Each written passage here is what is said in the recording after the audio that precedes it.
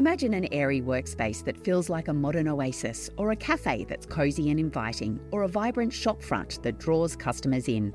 Whatever space you're dreaming up, the IKEA Business Network is here to help you create a better everyday life at work. Join the IKEA Business Network for free and instantly access benefits including a one-on-one with an interior designer, member discounts and perks for your staff and family. So go on, join the IKEA Business Network now at ikea.com.au/business.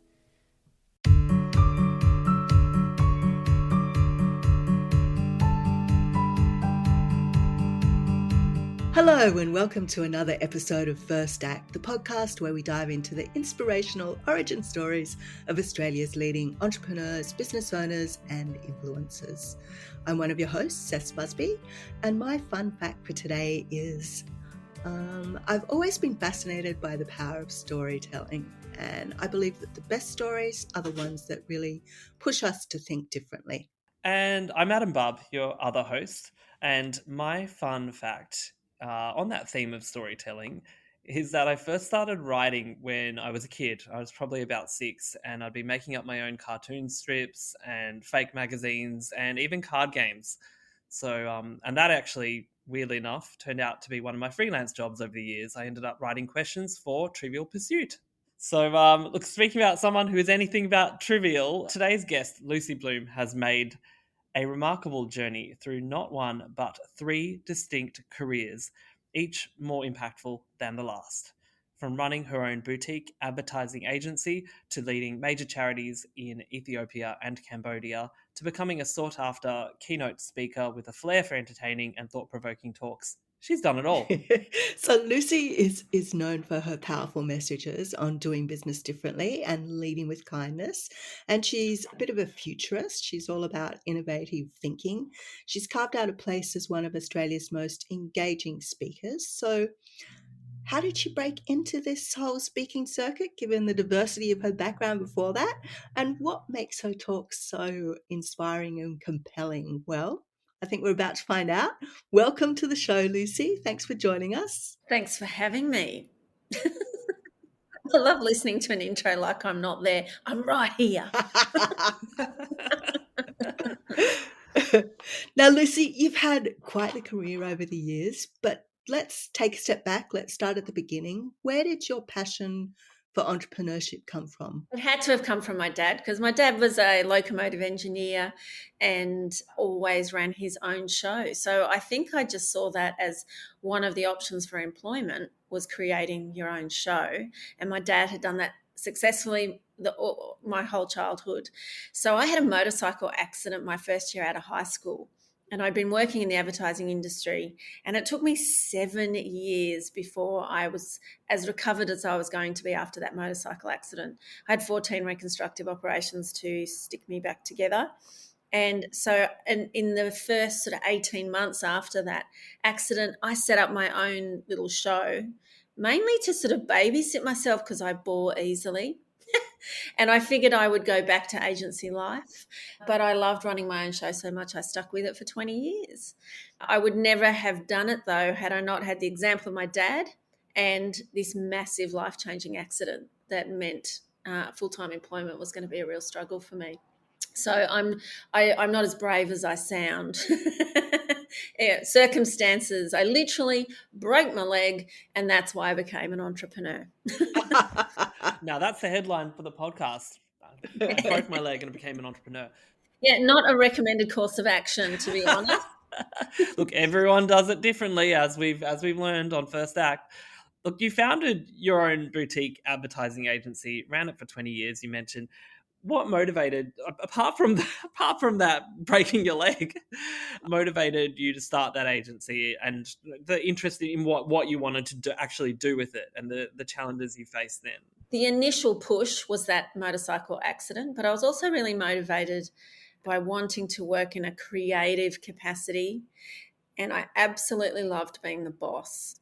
So I was only 19 years old, and in my short time in the ad industry, I had noticed that men were in charge and women did all the peddling. Men went to lunch and made the decisions, and women stayed back late and got it done. And I remember clocking that and thinking, I want to be the boss that goes to lunch. and leaves early. And running my own show really suited me. I'm a hard worker, and I'm a bit of I can do a bit of everything, so I'm not a specialist, and that really suits. I mean, if you want to be an entrepreneur, it's really handy if you can do a bit of everything. So I was a photographer, art director, copywriter, but then when you run your own show, you've also got to be the bookkeeper, the marketing and salesperson, the person who hustles and gets the business in. You're also the recruiter. HR is a whole different ball game, and you've got to be really great at choosing people from a distance. So I was just good at a lot of different things, and so I think that meant that I had the platform to be able to pursue this creative life I wanted. Creativity made me happy. And I've since learned that any kind of creative output actually stimulates the happy hormones in your body. So it's that basic. Just made me feel good. So were there any kind of challenges? Oh, there were lots of challenges. Initially, it did start as a one-man band. Believe it or not, one of the first jobs I ever did was, those really creative chalkboards you see in pubs and restaurants. I have really nice handwriting. I taught myself to write nicely. Took me a month, and to have really nice sort of architecture style handwriting. And one of the very first jobs I got was to do one of those beautiful massive chalkboards in a pub in Balmain, but I was in plaster. And so I was up on a ladder all day doing like frilly lettuces and beautiful. So there were those challenges, the initial limitations of actually having this really serious injury for such a long time. Then it all came down to contacts and who I knew. And I was really lucky to know someone at a big corporation called CSR. And she recommended me for the timber business. I did a little work in the sugar business, but then in the timber business. And I just met people that I worked with really well. And then that business was sold. And so my design and advertising business was sort of carried along on three of it. It was sold in 4 pieces, and we went along with 3 of those pieces.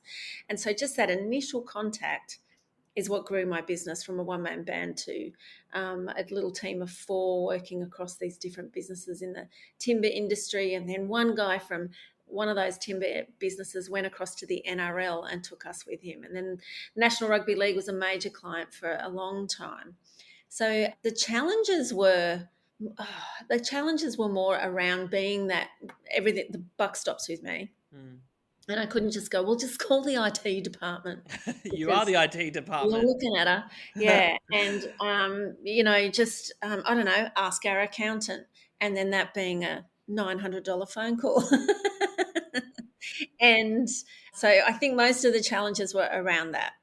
Growing the business was actually really easy. It came down to having some good contacts and getting along really well with a group of people who were like, she's the bomb. She's the creative work that comes out of that company is fantastic. And off we went. I never competed with big agencies because I didn't bother. We were in a different price bracket, and there was a huge amount of work in that price bracket. I absolutely loved running a studio from home as well. So I've been working from home since before it was cool. And I was doing it because I had this injury and I wanted a really flexible life for my injury. And what I didn't realize was that it was the precursor for having a really flexible life to have a family. And I had 3 kids and I kept life nice and flexible. So I remained the boss. I remained working from home. I had a remote team from way back when we had to make a phone call every time we checked our emails, and we had that squealy noise to live with. So it was those challenges, actually, the technical challenges around remote teams when the internet was in its infancy, and the buck stopping with me on flipping everything. But you don't mind that. No, not at all. My biggest problem in life in general is that I bore easily. And so to stick to something for 20 years, for someone who bores easily, that's quite a feat. That meant I was really enjoying it, and I did. And we made great money, and we kept overheads low. And I loved the stimulation of working on literally the NRL business in the morning and Mills and Boon in the afternoon. And for someone who bores easily, that contrast is an absolute thrill. It's fantastic. So then how do you go from advertising to the non-profit sector? Because it seems like they're pretty much worlds apart. It's Yeah, they are a quite a bit. big Well, leap. sorta. I took on a client, a pro bono client, and I was a bit famous for that, taking on non-paying work because it fed my soul. And it was a hospital in Ethiopia, and they had a small fundraising arm here in Australia that wasn't doing it very well. And I contacted them. I used to gain a lot of business this way. I'd see advertising that was terrible, that was doing the brand damage. And this was a perfect example. I became a donor, loved what they were doing, got their newsletter, and it was just appalling. It was so bad. And I rang the number on the newsletter and I said, look, let me help you. Your visual communication is actually doing you damage. And I've never forgotten that phone call because there was a big, long silence at the other end of that call.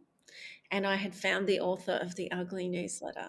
Oh, First try. oh, So how did that go? Well or It actually badly? went really well, but at first I was like, oh. But he said, big, long pause. And he said, my dear, I have been praying for 10 years for someone like you to come along and take this job away from me. So he was a retired minister. He used to literally open a cupboard and climb into it and turn his computer on to do these newsletters. And he did them with lots of love, but he wasn't an art director, so they looked ugly as hell. And I said, all right, let me help you. So they became a pro bono client. And then very quickly, I noticed their resources were very slim. And there were a collection of about 8 overused photos, and that's all they really had. And be careful what you complain about, because very quickly I was on my way to Ethiopia to do my first big photo shoot. And so they became just a really treasured client. I kept showing up. They needed what I had to offer, and I had the most incredible adventures in Ethiopia. And then about 8 years in, the founder of that hospital asked if I'd be the CEO of a brand new entity to fund her work. And that's how I took the leap. So it was the 20-year mark. I was done with agency life. I was ripe for an amazing opportunity, and it literally landed in my lap. I was asked if I would be the CEO. I would create a whole new entity. I had to write the constitution, recruit the board, recruit the team, develop the tactics, and go. My last client before I wound up the business. So life doesn't work this way. If she'd hinted 5 years earlier, I could have started to prepare the agency for sale and then done a staged step out of the business, and I could have sold that agency for a few $1 million. But life doesn't always give you 5 years' notice. if only it did. Yeah. And I was done with it, and I knew I would have had to have because I was the lead creative and I was the energy and passion in that business, it would have taken at least 2 years to extract myself from it. And so I just wound up the business. I didn't sell it, didn't have the time to sell it. And I'll never forget my last big client before I wound up that business. They sold hinges and drawer runners.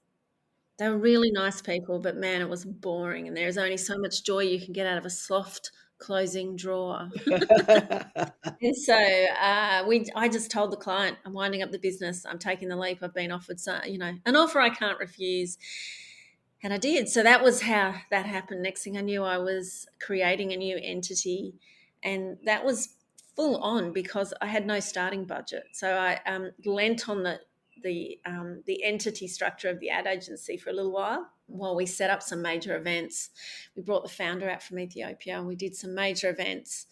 And if they weren't successful, I was personally footing the bill. And so that was frightening. But we had a series of events over 2 months and we made $400,000, and that was our starting budget for the charity, and off we went. And in the end, I raised about $7 million over the next 2.5 years. So it was a great success, but it was quite a risk. And all my agency background fed into that beautifully. I wasn't running the charity, I was funding it. And so I was running a communication business. And a lot of charities they're not doing the do. They're not actually implementing the work. They fund it and then they monitor the work and make sure the work is compliant. They're not actually delivering the work. So I used to call it a business. We were running a business. It was a communications business. And the revenue stream came from people who trusted us that we could do the monitoring and compliance. And it was a storytelling business, which most of advertising is as well. You tell stories to show people the need. I remember, I'm not even answering a question right now. I'm just off on a tangent. Just stay with me, folks. I remember reading a book. I was on the plane to Ethiopia, and I read a book by a bloke called Peter Singer called The Life You Can Change. And it's a fascinating book. I recommend it often, not just to the charity sector. And it talks about your impact, how dollar for dollar your donation can have a profound impact or a not so profound impact. And to understand that's really important, and to also understand the psychology of what people will give to and what they will step back from. And Peter Singer taught me a huge amount about marketing in general. But it also confirmed for me that story is so crucial. And there's a bunch of research around this. That if you tell someone a story that's heartbreaking, about a woman, and this is the injury she sustained, and this is why, and this is how she needs help, they will much more likely to give than if you say to the same person, 83% of women in Ethiopia will suffer this, that, and the other, and that's why you should donate. That gets really bad results. And then there was more research that combined story and statistics, and it still has really poor results. Don't water a story down with stats. I learned so much from that book, and I was actually on the way to Ethiopia, and then I got to this chapter that started talking about my hospital, the organisation I worked for, and it was using it as an example, and my heart started pounding because I thought, holy shit, are we a good example or a bad example? I was like, oh no, I'm only just reading this. And it was listed as one of the most high impact examples of you make a donation for this much and it has a profound impact on the person who receives that care. So Yeah, so what kind of impact are we talking on women's health in Ethiopia? well, in that particular organisation, they were treating a particular injury that we don't see much in the West. We do see it sometimes, but that's usually out of negligence. It's a particular injury that's caused by prolonged labour. So a woman goes into labour, she might live 4 days walk to a main road. And on that main road, she'd have to catch a bus she can't afford to get to hospital that doesn't have an obstetrician. So really remote communities in a country that really struggles to give the kind of obstetric care that we see in Australia, where if you're in obstructed labour, literally for more than a few minutes, you are whisked down a shiny, clean hallway towards an operating theatre where you will have an obstetrician ready and waiting to give you a caesarean that he has given several times that week already. He's so experienced, or she. In Ethiopia, none of that is available to an enormous population, well over 100 million people in Ethiopia. 85% of them live a rural subsistence existence. And so they'll go into labour and they'll labour and labour and labour, and they won't necessarily have a midwife who lives near them either. So they won't even know they're in obstructed labour when their baby will probably die. These are in obstructed labours. So about 5% of labours worldwide are caused by an obstruction. That can be either caused by the passage or the passenger. Passage is too small, or the passenger's a funny shape or size or presentation. And so they go into obstructed labour. That kills the baby in 93% of cases. But she's got to get that baby out of her system, or the dead baby inside her will cause sepsis and will kill her. But the pressure of that baby inside her system for hours and hours and days causes an injury called obstetric fistula. And that injury is really serious, and it causes incontinence for life. So the surgery is only a few $100, and that cures the incontinence. So she can go back to living a normal life in a village where there's no sanitation and no running water. So if you can imagine what incontinence might be like to manage, it's like camping with nothing. Their lives are just so reduced to like the filthy leper of their village. So the impact is absolutely profound. So Lucy, we've talked a bit about the advertising area that you came from, and now that kind of humanitarian side of what you do and what you've done throughout your career, and that streak, those kind of fusing those different skills that you have, but a passion that you have as well. At some point, that work with the charity dissolved, and it did so in quite a public way. Can you are you happy to talk about that, or is What are that you getting something? at, Adam? Yeah, I'm more than happy. I was fired. So I was fired by a board of 3 volunteers, and they gave me the boot with very little warning, and it sucked. I can tell you that. I thought I would be in that role till I was a little old lady because I had been involved. By the time I was fired, I had been to and fro to Ethiopia for 11 years and was really involved with the organisation, and I knew the founder really well. And so that was absolutely heartbreaking, and a huge learning curve for me was going from running your own show to being answerable to a board of directors. And I recruited some of the members of that board, and then the CEO shouldn't sit on the board, and neither should the founder. So once we had the entity going, we stepped off, and that was when me and the founder lost control of the board. And the board was heavily influenced by a consultant. So I only found out about this well after the fact. About a month after I was fired, I discovered that the board had been heavily influenced by a consultant who tried very, very hard to have me removed from that position. So that has taught me in my life that forwards is the only way, that you can't go backwards. It's like being born. You can't shove yourself back in. You just got to keep moving forward. And if people are just out to get you for whatever reason, that their traumas and their agendas that they bring to the table, you just got to keep moving forward. And that was when I moved forward to a Cambodian challenge. Yeah, tell us about that cause and what how did those experiences differ Oof. when from Ethiopia to Cambodia? Yeah, very, very different countries, but also a very, very different brief and wildly different founders. Oh my goodness, so different. So I was headhunted by the Cambodian charity. I was their first CEO. They'd been founder run and board run for a long time and had sort of plateaued in the fundraising department. And they also needed to take a big, radical transition that needed leadership to take them from the orphanage model to a community development model. Because we've known since 2004 that, or we've probably known for longer than that, but the World Health Organization drew a line in 2004 and said institutions are not good for children. We need children cared for in a community environment rather than in an orphanage model. Makes total sense. The founder really struggled with that because being surrounded by children gave her sense of purpose.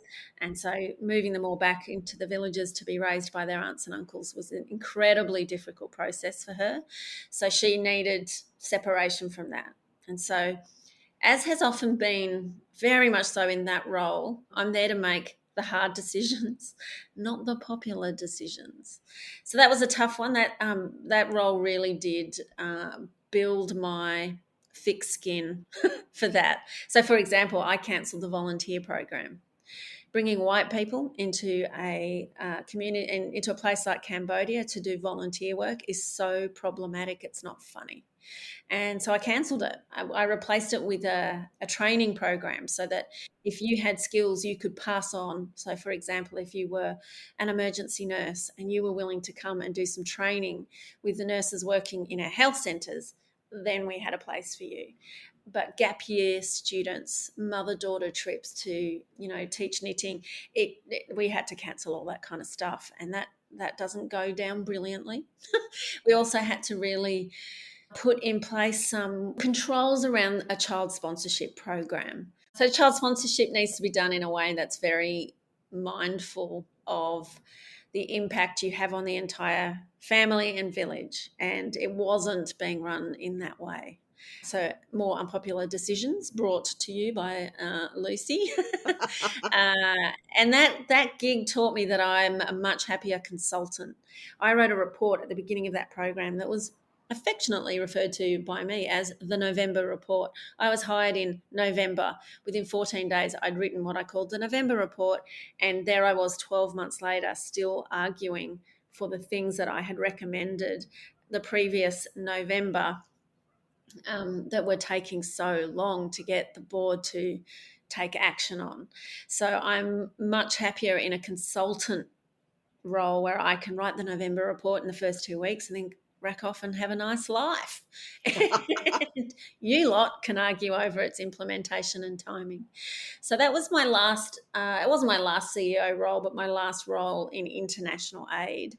It was a huge change management role, a really big job. I learnt bucket loads, but it's a very different country. It has been run by NGOs now for 40 or 50 years, and that has a huge impact on the local psyche and how you can help people, and a sense of, well, that bird has a white face, she's here to help me.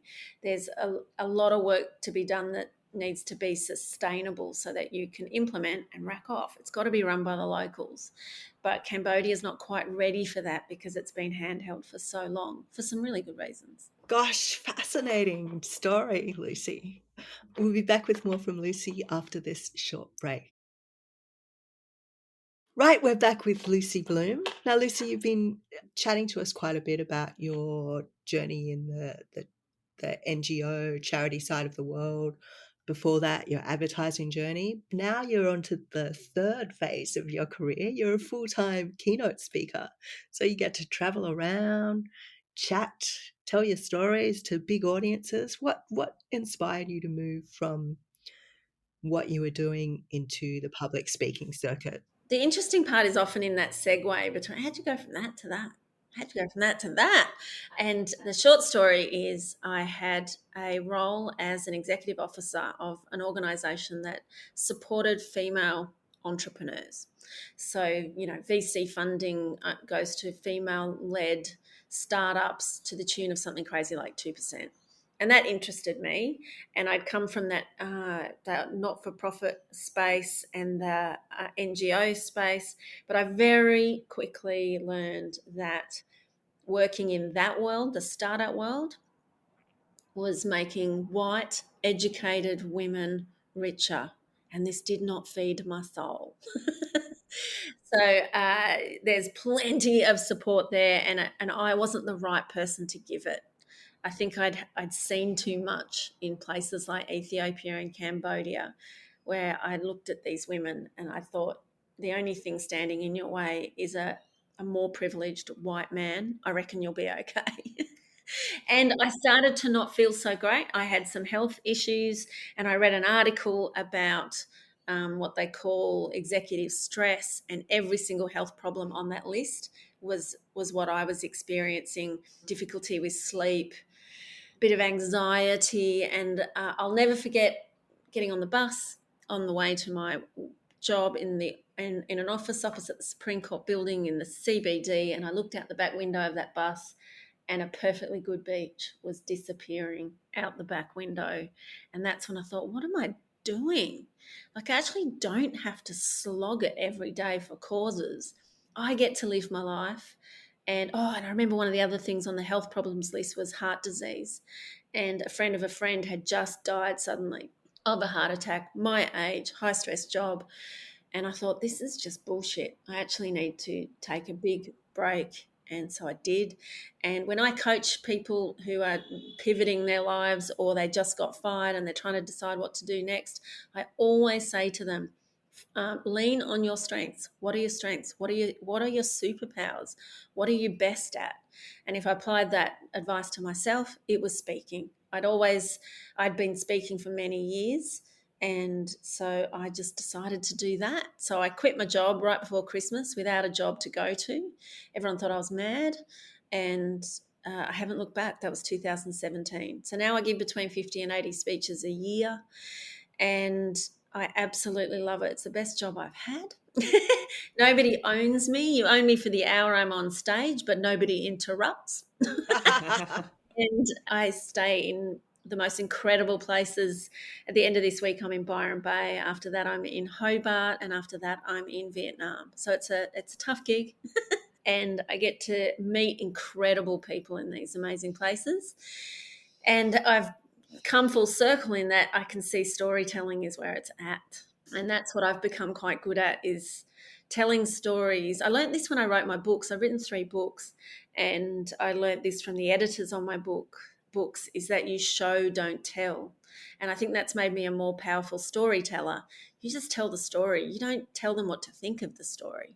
And then you have greater appeal. So I've had audiences full of prison officers and they love what I have to give. And then the next audience might be mortgage brokers who've got money spewing out of every orifice of their body. They are so loaded and they can still relate to my storytelling. And I feel like I'm hitting the marks if I can have such radically different audiences with such wildly different backgrounds and challenges, and story still appeals to them. It works. So when you're talking about storytelling and you're thinking about the speeches that you're giving, and you talk across a number of different topics like doing business differently and leading with kindness, innovation, all those topics, what led you to those specific stories and topics in the first place? Sure. The topics, I'll be brutally honest with you, it's what's being booked. You've got to be bookable. Ah, yeah. Otherwise, you might as well just, like I've got a big fish tank over there, I could just talk to my fish tank, because you've got to be bookable, and you've got to deliver on what the client is looking for so that they'll pay you to be there. So there's a commercial reality around the topics I speak on. I created an innovation topic because clients kept asking for it. And I ran an agency for 20 years. You're constantly innovating. And if you're good at storytelling and relating, you can take innovations that you have nothing to do with and turn that topic and create a speech and a topic and add the stories from the innovations I've been involved in. And next thing you know, you've got a fabulous 60-minute speech that someone wants to pay you 10 grand for. So it's commercial reality, really. I just know that storytelling makes you really listenable. I grew up in the church, and preachers have a sound. And there is something about that sound that puts me instantly to sleep. There's this preachy, and it just makes my brain just turns right off so fast. But the second a preacher changes tone and says, I went through the drive-through Macca's yesterday, his voice, it's always a he, his voice completely changes if you looked at the pattern of a way of voice. There's a name for that. The way the sound oscillates is a completely different picture. And that is far more listenable for the human brain. And so that's how I learned that storytelling is far more listenable. And it's been very handy that I bore easily, because if I'm bored telling it, they're bored listening to it. And so that's made me into a much punchier storyteller. There's lots of details you don't need. I've also learned you don't need segues in a speech. The audience will cope fine if you change topics quickly. You don't need to hold their hand on the way to they don't need segues. Don't waste seconds on that stuff. Just change directions and they'll come on the ride with you. And you save precious moments, and then you can jam more in, more aha moments, more wow, more I relate to that moments than joiners and stuff. You mentioned some of the crowds that you've spoken to and how diverse they can be. Have you ever faced a tough crowd, just someone where you just look at them and you're like, they are not vibing with me? Yeah. And how do you handle that? Okay, it's only happened to me once or twice, and both times it was high school students. Oh, high school students, damn. Tough audience, man. And I remember saying to one of my kids, who was the age of the audience I was going to that day, I said, what, tell me, just give me the lowdown. What do I need to know about an audience of year 10 students? She went, Mum, just do not try to be funny. Do not try to be cool. They will hate you from the outset if you're like trying to be cool or trying to be funny. She said, just tell them your stories without the humour. Just your stories are fascinating without any humour. And so I did, but they're still a really tough audience. And there was one particular audience where it was impossible to keep their attention. And they were just mucking around, and there were girls coming and going from the room, and there was one big ethnic group of kids who just wouldn't stop talking, and they just had no respect for whoever was on stage. And that teenagers are a tough audience, but adults, I've never had an audience so tough. I'm like, holy hell, I can't even hold their attention ever. Yeah. Do you think that's because adults are less likely, like they're more inhibited. They're less likely to do a walkout. Yeah, and often it's in a work context, so they have to sit down and shut up. They're being paid to be there. And then I'm a pleasant surprise because I look different, I sound different, and I'm really entertaining. So they may have had a whole day of really tough learning, tough stuff, CPD points or something, because they're all accountants, or that particular group of prison officers, they were doing a peer support program to support their co-workers because they see such tough stuff. And then I was like the entertaining, fun, belly laugh lady at the end of the day. So that's a really easy spot to fill in my book. I've had audiences that look really flat to me. I remember I spoke to a room full of mortgage brokers in Brisbane, but for some reason they were older, like 60 plus mortgage brokers in Brisbane, almost all men, and they looked like they were so bored. And then at the end, there was this huge queue formed of men with tears in their eyes coming to tell me it was the best speech they'd ever heard. So they just didn't they just didn't give feedback to me when I was on stage, but they loved it. That is so interesting when you think about like how we view how audiences should react. Like when you go to the theater, that you expect that in a sad moment people would look sad, or that they would cry, or a happy moment, maybe if it's a musical, they're singing along or clapping. But when your audience is giving you poker faces, maybe it's Yeah. because they actually just don't know to handle and how to receive what you're giving them, because they're so used to being a certain way, or maybe especially in the corporate world where you're kind of wearing a bit of a mask, and you're thinking, be professional. Yeah, spot on. And you've come into their environment and you're going, I'm giving you permission here to think differently and to hear from someone you wouldn't normally encounter in this environment. Maybe if you're mortgage brokers, they might have a particular community they move in, or if it's prison officers, that's a particular community Yeah, that that's they right. move in. You're coming in there and it's maybe it's confronting, but confronting in a good way.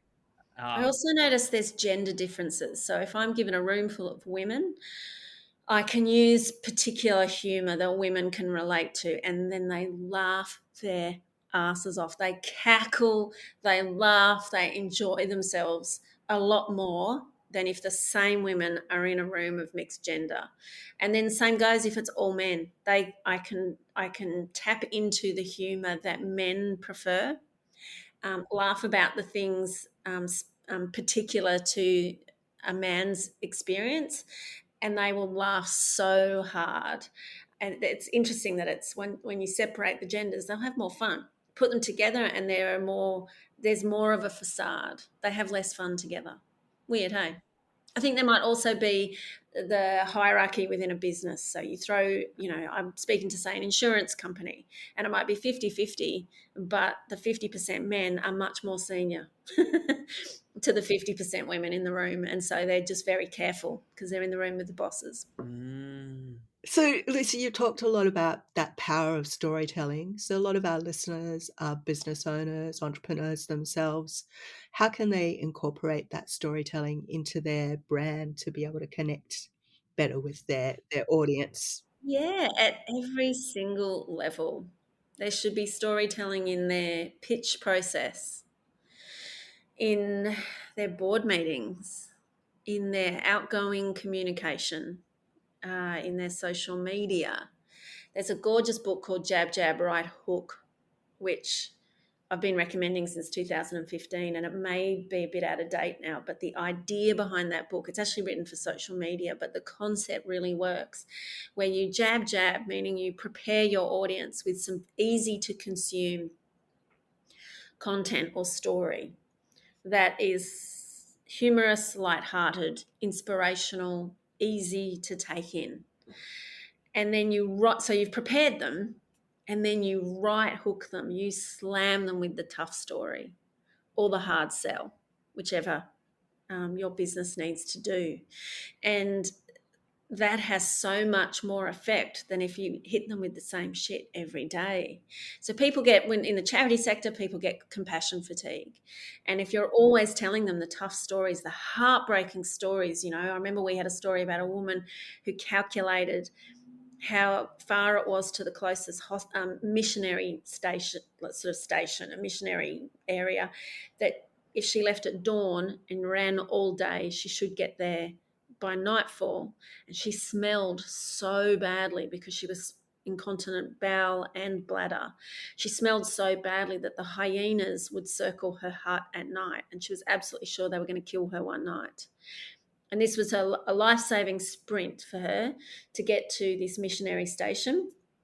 And I used to tell her story. It was an absolute heartbreaker. But you can't tell those kind of heartbreaking stories every day, because people will see them coming and not engage, because they just can't do that every day. It's compassion fatigue. And as a communicator and as the CEO, I'm the same. I would get compassion fatigue. I find it too hard to articulate those stories every day and every time. And so you mix it up with other things that are fascinating to know about, say, for example, the country we were working in, or the other donors that we had. I remember we got a donation, fat, gorgeous donation from Tupperware, 25 grand, huge amount of money, enormous. And it was against the sale of a pink lunchbox. Every time that lunchbox was sold, we got $1 or something, and they must sell a buttload of lunchboxes because we got 25 grand. And so I sent these pink lunchboxes to Ethiopia, and we took photos of them all over the hospital, patients holding them, the pathology guy holding them, in one of our vehicles, in the letterbox. And so we made sure we mixed up content so that it wasn't always so hard-hitting and tough. And that is where you can fit story in. Story doesn't have to feed into the largest, most important call to action. Story can be the little light insights into realness that we can all relate to. So when we see a pink lunchbox and it's sitting on the front dash of an ambulance in Ethiopia, you can suddenly relate to that because you own one of those pink lunchboxes. You might not be able to point to Ethiopia on the map, but you get it because there's this connection there. And so that when that's your jab, so then when you right hook, those people are more open, susceptible to the big ask, which is, can you fund a whole operation in this hospital? So story is everywhere, from signing up to a telco provider, selling art, anything, going to the dentist. Like, it's this story everywhere. Jab, right hook. I love that. We could really talk with you all day, Lucy, but I hear that a lot, Adam. you are a highly in demand speaker. So I'm sure we'll be taking you away from a great job right now in Vietnam or elsewhere. But just as we kind of get towards the end of our chat today, one of the other things that you've done that I think it's really important that we mention is that you started the first childbirth course exclusively for men, held in pubs.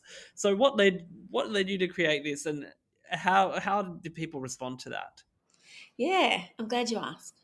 It also, that starting those classes for men was the first time I started speaking. And so I didn't realize I was just doing this fun thing that I thought would plug a little communication gap, and was just a fun thing to pursue. I never imagined that would pave the way to the career I'm in now. How cool is that? I started that because I'm a big fan of what I call chasing squirrels. There's a whole chapter in my memoir called Chasing Squirrels, where you chase interesting things that have nothing to do with the rest of your life. I have since learned it's really good for your brain. You pave new neural pathways when you learn new stuff. And when you disconnect from the usual stuff you do all day, which was for me copywriting, shooting interiors, voiceovers, all sorts of stuff in my advertising world, I got involved in the childbirth world, a totally different world. So I trained as a doula, which is a childbirth support partner, just for funsies, just for that radical different world to step into. And then I noticed that men were being left out of the process. One of the basics of marketing, basics of advertising, copywriting, customer service, anything, use the language of your audience. And people make this mistake often. And the childbirth world have been doing it forever. So we write big, fat pregnancy books that are written for women, and then we lob them at a man, and we expect him to figure out what part of that whole big, fat book applies to him and his role in this birth debacle. And he's clueless, and there are no stories that relate to him as a man. And so he bumbles into that birth and cocks it up from start to finish. And I saw that as a doula, and I'll never forget this birth I attended. I'll tell you what never to say to a woman in labour. Oh, it's boring, isn't it? That's what this bloke said to his missus. And so that is what inspired me to create these childbirth classes just for men, so we could give it to them in their language. I could pull in other men to tell their stories. I started at my local pub, and then I sort of franchised or licensed the idea nationally. So at its peak, I had 19 presenters all over Australia in their local pubs telling these stories. They were mainly doulas. There were some midwives and childbirth educators. There were one or two blokes. There's a fabulous midwife in Tasmania who looks like a truck driver. He presented those classes for a solid decade. And then I wrote a book that came out of that because, again, there wasn't anything written in the language of men, and I needed to interview more men about their stories. I interviewed Danny Green, who is a world champion boxer, and Danny punches people in the face for a living. But he cried when I interviewed him about the births of his babies. And that was when I was like, I am onto something here. Men need to be able to share their experience, and they come at the same birth, the same occasion, the same baby, and they tell a totally different story to the woman who laboured. And for too long, women had said, I suffered, you don't even get to have a version of this occasion. And that's not right. That's not good. Men need to share this stuff with their bros. So that was wildly successful, and I didn't realise I was paving the way for this future as a speaker. But I tell you what, tough audience, 20 or 30 men, at least 80% of them didn't want to be there. And I had to make it pacey and funny and very story-based. Only a little bit of obstetric knowledge and then tell a story. A little bit of obstetric knowledge. This is what she's going through. This is what you need to do. And then at the break, I'd bring a dad in and he'd tell his story. And yeah, that's one of the first time, well, one of the many times in my life where I've seen storytelling is where it's at. Looking back at that incredible journey that you've been on and the journey that you are continuing on, is there a piece of advice you wish you could give your younger self, earlier on, before you'd kind of met, even before the advertising? Don't get married. A great piece of business advice, everyone. When I do sound checks, I go for a sound check in these huge venues, and then they turn on my mic. I always go 1, 2, 3. If anyone's listening, don't get married. And all the staff who were setting up tables all go, ha, ha, ha. No, that's just a joke, really. To my younger self, I've loved my careers. So I would say keep that shit up, young lady. And I'm so glad I chased the squirrels I did, even though I had a lot of pushback. So my then husband really didn't want me to chase down that childbirth tunnel that I went down. He thought it was a waste of time.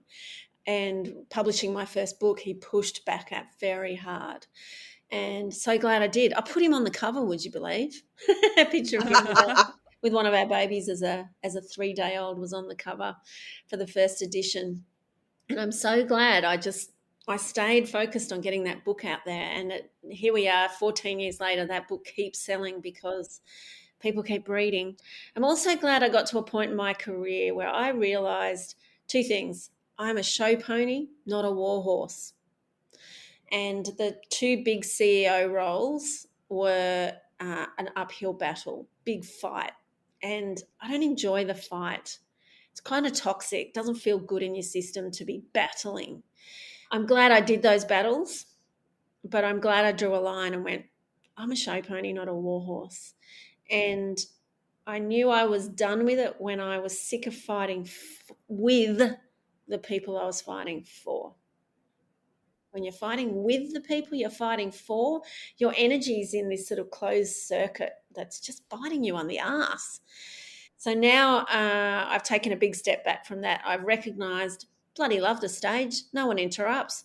I live for standing ovations. I walk on cloud 9 for days. So I chase standing ovations rather than battling with people who hide in group dynamic of a board that can be a massive group bully situation. I was terrorised by every board I reported to, and I won't be doing that again. So I'm glad I did it though. So to my younger self, I would say, keep that shit up. You just keep going. Great advice. Keep that shit up. Well, I think that's all we've got time for today. So thank you, Lucy. It's been wonderful chatting with you. My absolute pleasure. Where can our listeners find out more about you and the work that you do? I'm so easy to find. I will never be able to go into witness protection. If you just Google Lucy Bloom, you'll find me. But my website is thelucybloom.com. I tried to get Lucy Bloom and they wanted 10 grand for it. And I thought, stuff you, I'll go with the Lucy Bloom then. So thelucybloom.com is my website, and there's a podcast that I do. There's books you can buy. You can book me to speak. It's all there. Awesome. Right. Well, the Lucy Bloom, author of Get Your Girls Out. That's your memoir as well. Thank you so much for joining us today. You've been very generous with your time. And to our listeners, thank you for tuning into First Act. Be sure to subscribe, leave us a review. It helps more people benefit from these conversations. And join us next time for more inspiring stories from Australia's finest entrepreneurs and influencers. Bye for now. Bye.